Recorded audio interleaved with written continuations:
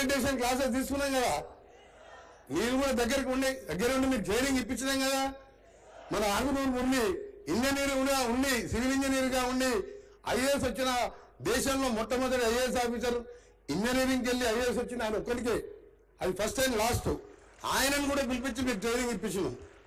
అందుకని మీ అందరూ కూడా మరొకసారి బెస్ట్ ఆఫ్ ద చెప్పకు. మీరు పనిచేసే వాళ్ళకి డ్యూటీ కాదు, మాకు కూడా టైమింగ్స్ ఏం లేవు. మినిస్టర్కైనా సీఎం గారైనా ఎమ్మెల్యే అయినా అర్ధరాత్రి ఎవరు వచ్చినా మేము లేచి పనిచేస్తాం. మీ ఇంజనీర్స్ కూడా ఎప్పుడెప్పుడో ఒక్కడ వర్క్ నడుస్తున్నా ఆ సైట్ ఇన్స్పెక్షన్ చేస్తూ క్వాలిటీ చెక్ చేస్తూ 1:2, 2:4, 1:1.5, 3 ఆ రేషియో కూడా మేము చూడాలి. ఎందుకంటే కట్టినప్పుడే కొట్టుకుపోతుంది. ఆ క్వాలిటీ చెక్ చేయనంత వరకు మనం అనగాదు. ఇంజనీర్ అంటే దేశాన్ని నడిపించేది ఇంజనీర్లు. ఫ్లైట్లో ఇంజన్ అయినా, ట్రైన్ ఇంజన్ అయినా, రోడ్లు వేసినా, బ్రిడ్జి కట్టినా, ఇరిగేషన్ కెనాల్ కట్టినా దేశానికి వెన్నుముక లాంటి వారు ఇంజనీర్లు. అందుకనే ఇంజనీర్ల మీద బాధ్యత ఎక్కువ ఉంది. మేము శాంక్షన్ చేయగానే క్వాలిటీతో పనిచేసి 100 సంవత్సరాలైనా చెక్కు చేయకుండా ఉండాలి. మరొకసారి మోక్షగుండం విశ్వేశ్వరయ్య గారు హైదరాబాద్ 1905లో వరదలు వచ్చినప్పుడు అప్పుడు నిజాం గారు వారు పిలిపిస్తే గండిపేట దగ్గర ఈసా నది ఉండే చిన్నది, అక్కడ గండిపేట రిజర్వాయర్ కట్టించి హైదరాబాద్ వరదలు వచ్చినా ఇబ్బంది లేకుండా ఉండాలని ఆ రోజు విశ్వేశ్వరయ్య గారి ప్లాన్తోనే అది కట్టిండు. ఆ మూసీ తెలంగాణ నది మూసి వికారాబాద్లో పుట్టి దామర్చర్ల మండలంలో కృష్ణా నదిలో కలిసే ఏకైక Telangana river, original Telangana river ఇవాళ మురికి కూపంగా మారిపోయి దాంతో చుట్టుపక్కల ఉన్న వాళ్ళే కాదు, హైదరాబాద్, రంగారెడ్డి, నల్గొండలో 1 కోటి మంది ఆరోగ్యాలు, క్యాన్సర్లు, లంగ్ ఇన్ఫెక్షన్ వస్తుంటే దాన్ని ఒక ఛాలెంజ్గా తీసుకున్న ముఖ్యమంత్రి గారు దాని మీద మాట్లాడుతున్నాడంటే వీళ్ళు ఎక్కడ చదువుకుంటారా?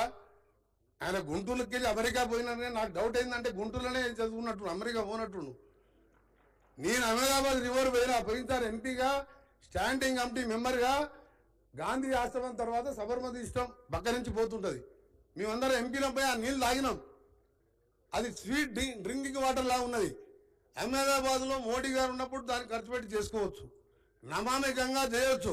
ఇక్కడ బీజేపీ మాత్రం మూసి ముట్టుకుంటూ ఊక్కునే లేదని కిషన్ రెడ్డి గారు మాట్లాడతారు. మీరే ఇంజనీర్లు ఆలోచించండి. ఇవాళ అప్పుడు మా బట్టి గారు జపాన్లో ఆయన కారులో పూతపోతూ తీసిన వీడియోలు అన్నీ చూపించింది నాకు.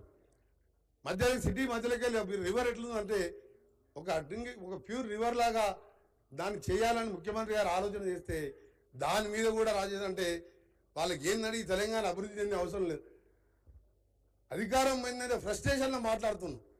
అందుకనే నేను వాళ్ళ గురించి పక్కన పెట్టి ఏది ఏమైనా సరే గౌరవ ముఖ్యమంత్రి గారు, క్యాబినెట్ మినిస్టర్లం, ఎమ్మెల్యేలం మనమందరం మీరందరూ కూడా కలిసి తెలంగాణని ప్రపంచ పటంలో రీజనల్ రింగ్ రోడ్ అనే దాన్ని ఇలా ముఖ్యమంత్రి గారు ఛాలెంజ్గా తీస్తూ ఎప్పుడు రివ్యూ చేపిస్తూ మాతోని దాన్ని ఇవాళ half of the Telangana cover అయ్యే విధంగా ఈరోజు త్వరలోనే టెండర్లు పిలిపించి దాన్ని కూడా ప్రపంచ పటంలో హైదరాబాద్ ఉండే విధంగా చేయడానికి మీ ఇంజనీర్ల పాత్ర కూడా అవసరం. కాబట్టి మీరు కూడా ప్రభుత్వాన్ని సహకరిస్తూ ముందుకు పోవాలని మరొకసారి మీరెవరైనా మాట్లాడినా మీరు ఒకటే ప్రశ్నించాలి. 3 ఏళ్ల కింద ఎగ్జామ్ పెట్టి ఎందుకు నువ్వు ఆర్డర్లు ఇవ్వలేదు? ఇవాళ ఈ ముఖ్యమంత్రి ఈ ప్రభుత్వం వచ్చినాక మీ చేతికి ఆర్డర్లు వచ్చి మీకు రేపో మాపో పోస్టింగ్లు వచ్చి ఉద్యోగాలు చేయబోతున్నారు. మీ ఉద్యోగాన్ని మీరు బాధ్యతగా భావించాలని. ఉద్యోగం అంటే ఏదో మీ ఖర్చులకు వెళ్ళడానికి కాదు, నీ ఫ్యామిలీ మెయింటైన్ చేయడానికి కాదు, ఈ దేశాన్ని, దేశ భవిష్యత్తుని ప్రపంచంలో మన తెలంగాణ అంటే రోల్ మోడల్గా ఉండే విధంగా పనిచేయాలని తెలియజేసుకుంటూ సెలవు తీసుకుంటున్నాను.